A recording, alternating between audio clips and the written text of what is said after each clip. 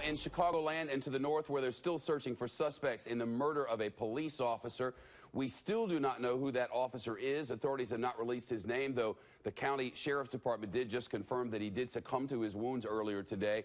We also don't know much about the suspects, except a couple of white guys and a black guy. Let's hope they have more, and let's bring in a WFLD Fox Chicago reporter Larry Yellen, who reports for Fox 32 and is about a mile north of where the shooting happened this morning.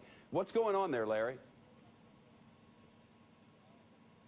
Well, it's interesting, Shep. When we arrived here a couple of hours ago, there were a number of police choppers overhead. We're about a mile north of where the shooting occurred.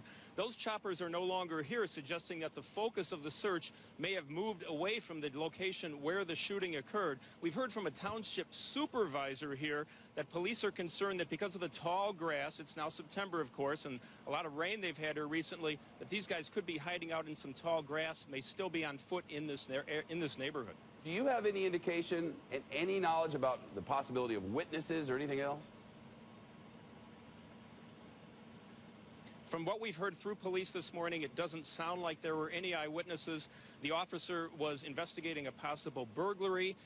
He was in pursuit of the suspects, at which time his radio went dead. Another officer, a backup officer, then arrived later and found the officer who'd been shot. If there's a witness, it would be that officer who then responded to the shooting. Larry, stay with us just a second. I want to show our viewers where we're talking about. This is roughly the area from Google Maps where the shooting took place this morning. As you can see, very rural, this fence down the street there.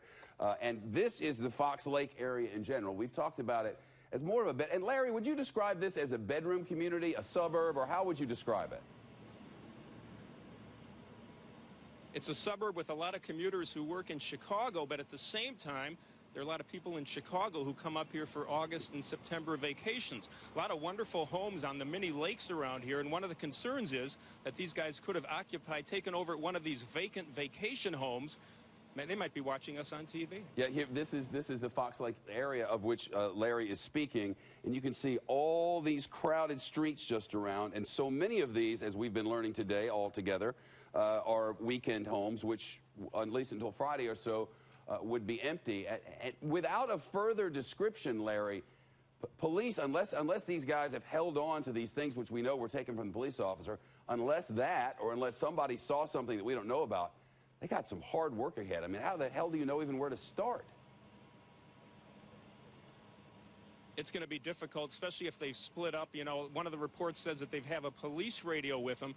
So to the extent that you can listen to police scanners and try and monitor police activity, they might be listening to the police efforts to capture them. But again, beyond having the description of two white males and one African-American male, there's very little more that we know about that they're going on.